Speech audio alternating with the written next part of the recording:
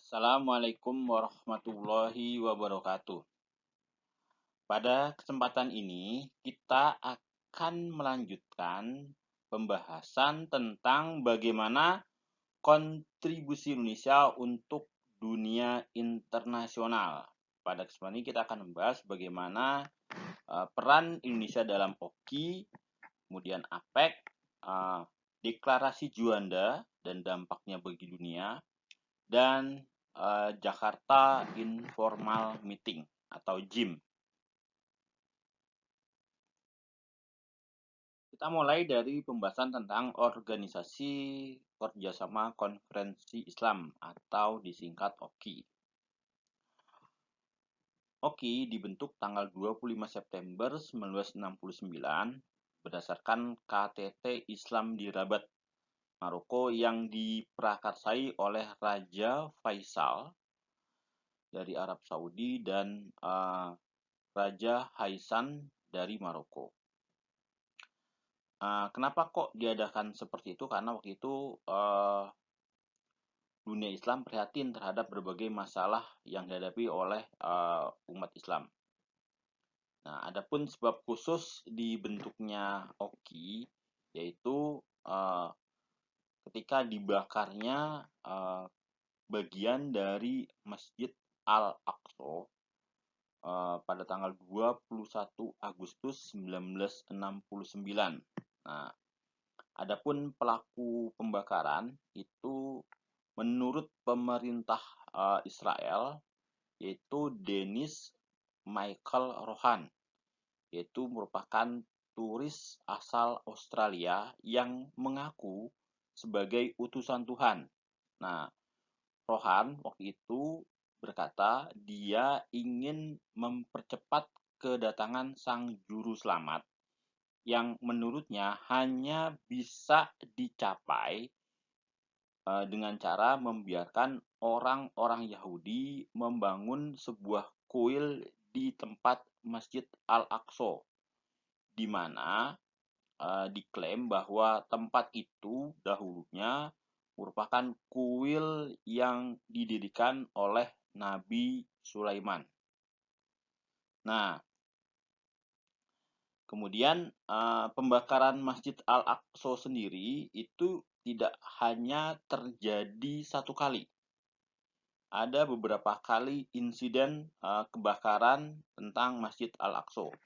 Terakhir, tanggal 15 April 2019 juga sempat terjadi insiden kebakaran di kompleks Masjid Al-Aqsa. Nah, waktu itu dugaannya adanya anak-anak yang bermain api. Nah, kemudian mengapa kok menurut OKI ini pelakunya kemungkinan besar Israel? Karena waktu itu pihak Israel mengeluarkan pernyataan bahwa Rohan itu dinyatakan gila dan dirawat di rumah sakit jiwa.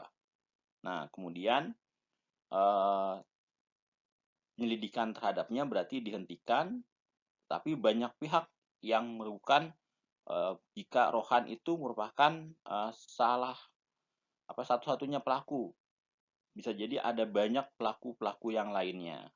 Nah, sejak saat itulah OKI dibentuk untuk menjaga supaya jangan sampai situs bersejarah umat Islam yaitu Masjid Al-Aqsa dirusak oleh oknum-oknum yang tidak bertanggung jawab. Nah, adapun tujuan OKI yaitu memperkokoh dan memperkuat solidaritas di antara negara-negara anggota dan bekerja sama dalam bidang politik, ekonomi, sosial, budaya, ilmu pengetahuan, dan teknologi serta mendukung perjuangan umat Islam dalam melindungi kehormatan dan hak-haknya. Kemudian yang kedua, melakukan aksi bersama untuk melindungi tempat-tempat suci umat Islam. Ya. Salah satunya adalah Masjid Al-Aqsa.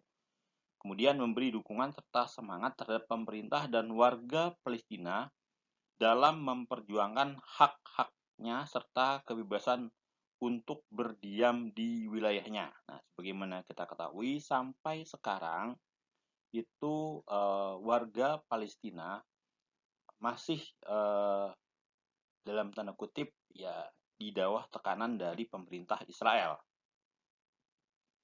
Kemudian, anggota OKI akan selalu bekerja sama menentang diskriminasi sosial yang ada dalam masyarakat dan segala bentuk penjajahan serta menciptakan suasana yang menguntungkan dan saling pengertian di antara negara anggota dan negara-negara lainnya.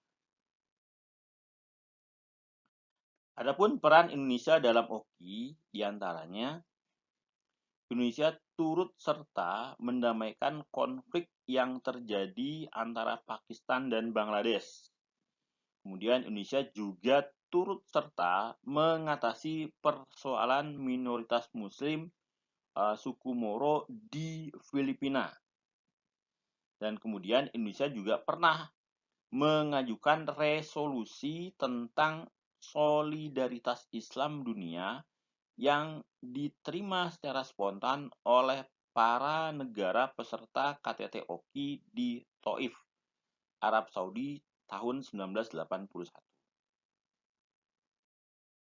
Berikutnya kita akan bahas tentang APEC, Asia Pacific Economic Cooperation. APEC merupakan organisasi non-politis yang didirikan pada tahun 1989 di Canberra, Australia.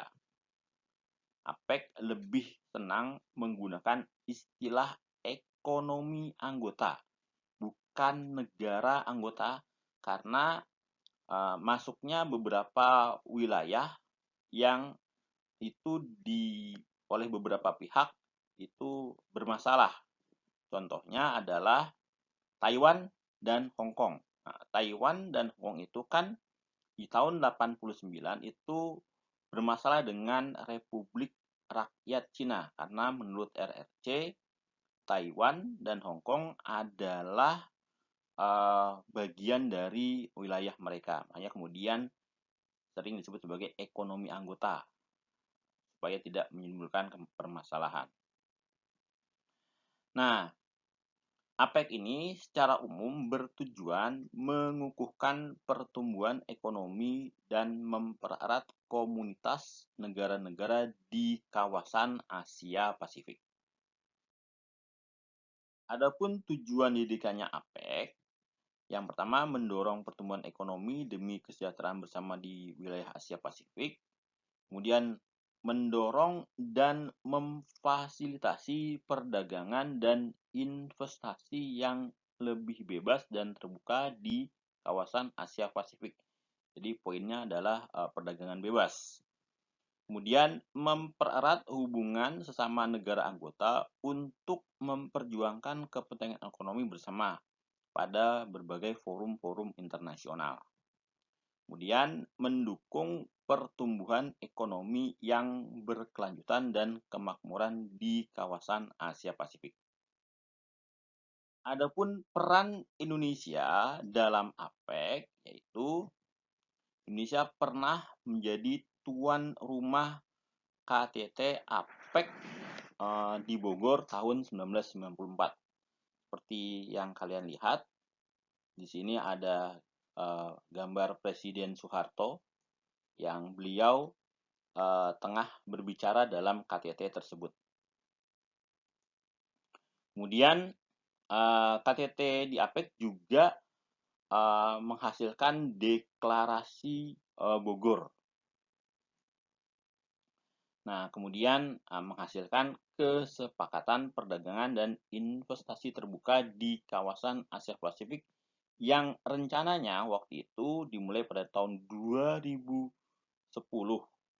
untuk negara-negara maju dan 2020 untuk negara-negara berkembang. Nah, sekarang kita sudah masuk di kawasan perdagangan bebas di wilayah Asia Pasifik. Berikutnya kita akan bahas tentang deklarasi Juanda. Sampai dengan tahun 1957, batas wilayah laut Indonesia masih mengacu pada peraturan Belanda, yaitu Teritori Zee en Maritiem Kringen Ordonnantie 1939 atau TZMKO 1939. Di mana dalam peraturan tersebut, setiap pulau hanya mempunyai kedaulatan laut di sekelilingnya sejauh 3 mil dari garis pantai. Kalian bisa lihat pada peta berikut itu kan ada gambar laut-laut di Indonesia. Nah, itu ada garis yang berwarna merah. Nah, itu merupakan batas wilayah kita yang hanya 3 mil dari masing-masing pulau. Nah, selebihnya seperti yang kalian lihat pada peta itu merupakan laut internasional di mana kapal-kapal asing bisa bebas masuk ke wilayah Indonesia tanpa harus meminta izin terlebih dahulu. Nah, sehingga hal itu sudah barang tentu sangat berbahaya karena pada waktu itu Indonesia masih bersengketa dengan Belanda terkait masalah Irian Barat. Nah, di mana artinya kedaulatan setiap pulau yang ada di Indonesia dalam kondisi yang rentan. Pada waktu itu, Perdana Menteri Ali Sastro Amijoyo dia membentuk tim yang bertugas membuat rancangan undang-undang tentang wilayah perairan Indonesia dan lingkungan maritim. Nah, tim tersebut kemudian berhasil menyusun rancangan undang-undang yang memuat perubahan batas laut teritorial dari yang sebelumnya 3 mil menjadi 12 mil. Namun, sebelum RUU sempat disetujui, Kabinet Ali Sastro Amijoyo II itu jatuh. Kemudian beliau digantikan oleh Perdana Menteri Juanda. Perdana Menteri Juanda kemudian menugaskan Mr. Mukhtar Kusumaatmadja untuk mencari dasar hukum dalam mengesahkan batas wilayah laut Indonesia. Kemudian Mr. Mukhtar Kusumaatmadja kemudian memberikan gagasan Archipel Prinsip atau asas kepulauan, di mana gagasan tersebut telah ditetapkan oleh Mahkamah Internasional pada tahun 1951. Nah, kemudian pada tanggal 13 Desember 1957, pemerintah kemudian mengeluarkan deklarasi Juanda. Nah, kemudian dalam perkembangannya deklarasi Juanda itu akan dijadikan sebagai Undang-Undang Nomor 4 tahun 1960 tentang batas perairan wilayah Indonesia. Adapun isi deklarasi Juanda yang kemudian menjadi Undang-Undang Nomor 4 tahun 60 tadi, yaitu di pasal 1 bahwa perairan Indonesia adalah laut wilayah Indonesia beserta perairan pedalaman Indonesia. Nah, luas wilayah laut Indonesia itu selebar 12 mil dihitung dari pulau atau bagian pulau terluar dari wilayah Indonesia. Seperti yang kalian lihat pada peta, wilayahnya menjadi berbeda sekali dengan Ordonnantie tahun 1939 karena dihitung dari bagian pulau terluar. Nah, sedangkan perairan pedalaman itu adalah semua perairan yang terdapat di sisi dalam dari garis dasar. Nah, kalau ini itu masuknya perairan pedalaman Laut Jawa, Selat Sunda, dan lain sebagainya itu termasuk perairan dalam. Kemudian mil laut adalah 1/60 derajat lintang. Nah, berikutnya di pasal 2 itu disebutkan pada peta dilampirkan juga dengan jelas titik-titik serta garis yang dimaksud dalam batas laut wilayah Indonesia. Jadi sangat jelas batas-batasnya. Nah, kemudian lalu lintas laut damai dalam perairan pedalaman Indonesia itu juga terbuka bagi kendaraan air asing. Jadi kapal-kapal yang mau lewat itu dipersilahkan selama kapal-kapal tersebut bertujuan damai. Nah, kemudian nanti akan dibuat peraturan pemerintah yang mengatur tentang lalu lintas laut damai yang dimaksud dalam pasal di atas. Kemudian di pasal 4, peraturan pemerintah pengganti undang-undang ini itu mulai berlaku pada hari diundangkannya dan juga menyatakan bahwa sejak saat itu Ordonansi tahun 1939 itu juga dinyatakan tidak berlaku. Nah, kemudian deklarasi Juanda itu kemudian mendapat protes dari dunia internasional. Nah, tercatat Amerika Serikat, Australia, Prancis, Belanda, dan Selandia Baru melancarkan protes terkait klaim sepihak dari Indonesia tersebut. Nah, pengakuan terhadap deklarasi Juanda akhirnya didapat setelah perjuangan selama kurang lebih 37 tahun, yaitu dalam konvensi PBB tentang hukum laut atau United Nations Convention of the Law of the Sea atau UNCLOS tahun 1982. Barulah deklarasi Juanda itu diakui oleh PBB. Berikutnya kita akan bahas tentang Jakarta Informal Meeting.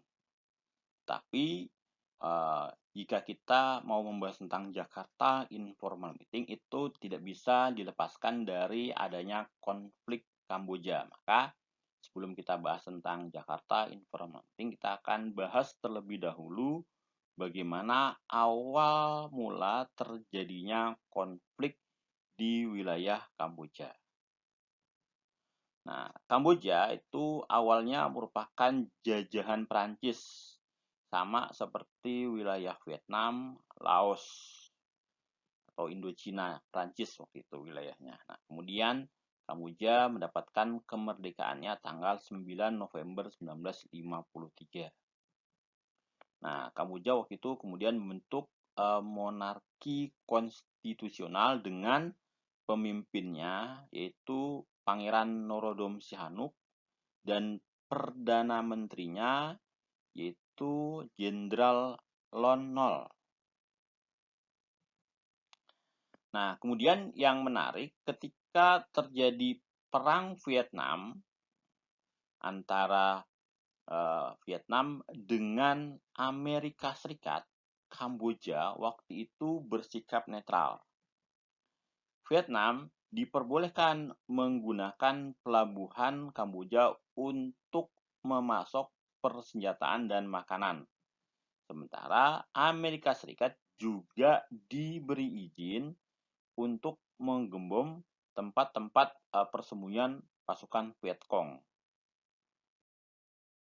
Nah, kemudian pada tahun 1970 Perdana Menteri Lon Nol itu melakukan kudeta terhadap pemimpin Kamboja Norodom Sihanouk.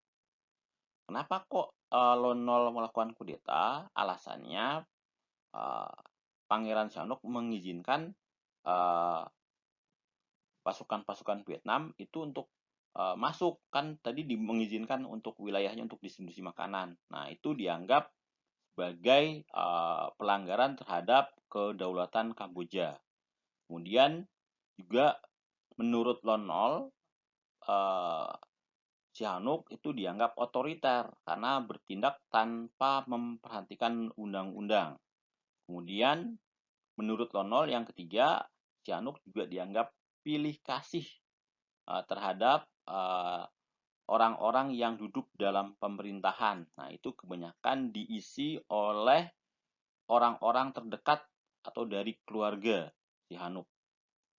Dan terakhir, menurut Lon Nol, kenapa dia melakukan kudeta? Karena waktu itu Pangeran Norodom Sihanouk itu dituduh membiarkan terjadinya korupsi di antara keluarga-keluarga kerajaan. Nah, kemudian pasca kudeta tersebut, Norodom Sihanouk terpaksa melarikan diri ke Beijing. Di sana beliau kemudian bergabung dengan organisasi Khmer Merah yang dipimpin oleh Pol Pot. Nah, organisasi Khmer Merah ini merupakan organisasi yang berhaluan komunis. Nah, setelah melakukan kudeta, Jenderal Lon Nol kemudian mendukung Amerika Serikat dalam Perang Vietnam. Artinya, ya terang-terangan Vietnam nggak boleh lagi masuk ke wilayah Kamboja, tapi Amerika Serikat boleh kalau dia mau menggunakan fasilitas-fasilitas Kamboja untuk memerangi Vietnam. Nah, kemudian Pol Pot dan Norodom Sihanouk dan kelompok Khmer Merah menentang upaya-upaya yang dilakukan oleh Amerika Serikat untuk mengebom perlawanan dari Vietnam, khususnya Vietnam Utara gitu kan. Nah, ternyata organisasi Khmer Merah ini kemudian mendapat simpati dan dukungan dari masyarakat Kamboja. Nah, terbukti banyak rakyat Kamboja yang kemudian bergabung dengan organisasi Khmer Merah. Ya, tadinya organisasi ini merupakan organisasi kecil, kemudian akhirnya berkembang menjadi organisasi yang sangat besar. Nah, dalam perkembangannya, kemudian Khmer Merah di bawah Pol Pot kemudian mengkudeta Perdana Menteri Lon Nol tadi. Nah, sehingga akhirnya yang berkuasa adalah Pol Pot. Nah, yang menarik, selama Pol Pot berkuasa, waktu itu dia sempat sih menawarin Norodom Sihanouk untuk bergabung dalam pemerintahannya, tapi Norodom Sihanouk memilih tidak bergabung dengan Pol Pot. Nah, Pol Pot ketika dia berkuasa banyak sekali melakukan kekejaman terhadap rakyatnya. Tapi pemerintahannya yang bersifat otoriter dan diktator. Nah, tercatat itu sekitar 3 juta rakyat Kamboja itu dibunuh selama Pol Pot berkuasa, atau kalau pembunuhan massal itu kan sering disebut sebagai genocide atau genosida, pembantaian. Nah, selain itu Kamboja di bawah Pol Pot juga tidak memiliki hubungan yang baik dengan Vietnam, sehingga beberapa kali terjadi konflik dengan Vietnam terkait perbatasan. Jadi meskipun Kamboja dan Vietnam sama-sama negara komunis, tetapi mereka saling berkonflik. Nah, puncaknya di tahun 1978 Vietnam menyerang Pol Pot. Nah, kemudian Pol Pot terpaksa melarikan diri. Kemudian Vietnam membentuk pemerintahan Dewan Revolusi Rakyat Kamboja atau disingkat RRK. Jadi pemerintahan RRK ini adalah pemerintahan Kamboja berada di bawah Vietnam. Waktu itu pemimpinnya adalah Heng Samrin, yaitu orang Kamboja yang pro terhadap Vietnam. Nah, di sini bisa kita simpulkan bahwa pemerintahan Heng Samrin itu didukung oleh pemerintahan komunis Vietnam. Nah, sementara itu Pol Pot yang melarikan diri itu membuat pemerintahan tandingan yang didukung oleh pemerintahan komunis RRC. Jadi terjadi dualisme pemerintahan waktu itu. Nah, konflik yang terjadi di Kamboja ini sudah barang tentu mengganggu kestabilan kawasan Indo-China khususnya dan Asia Tenggara pada umumnya. Karena nanti khawatir berbagai pembangunan ekonomi yang dilakukan oleh negara-negara Asia Tenggara itu bisa gagal karena kan perang itu kan bisa jadi berpotensi untuk meluas. Kemudian di samping itu juga Thailand khususnya merasakan dampak dari adanya perang di Kamboja di mana terjadi peningkatan arus pengungsi dari Kamboja ke Thailand. Nah, kemudian untuk menyelesaikan konflik Kamboja ini, ASEAN mengusulkan dibentuk pemerintahan koalisi atau Coalition Government for Democratic Mer atau CGDK dan juga mengusulkan penarikan mundur pasukan Vietnam. Akan tetapi ternyata solusi itu belum berhasil menghentikan konflik di Kamboja.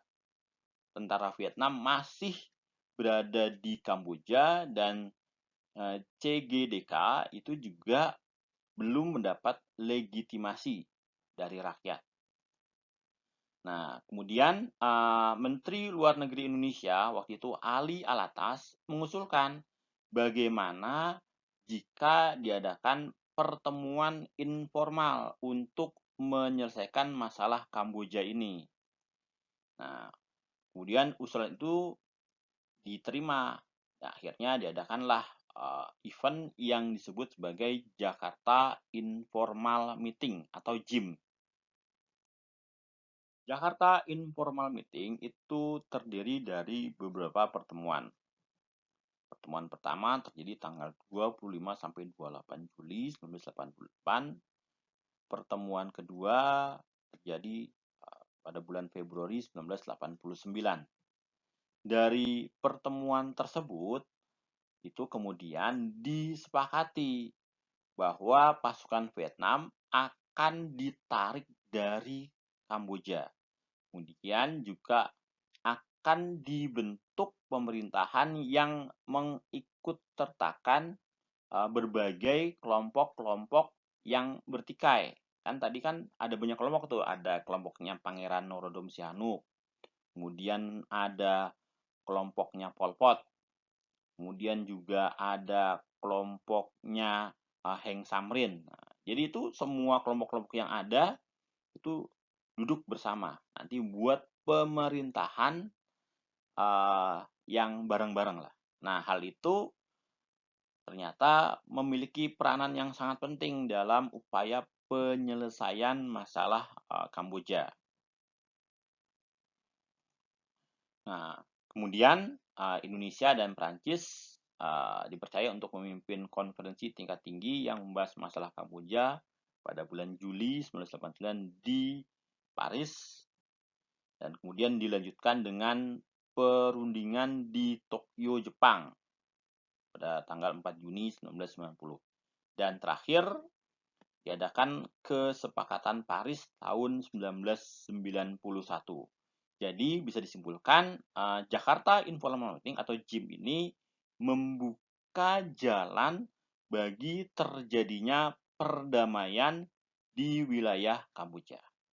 Oke, sekian dulu yang bisa saya sampaikan. Kurang lebihnya mohon maaf. Wassalamualaikum warahmatullahi wabarakatuh.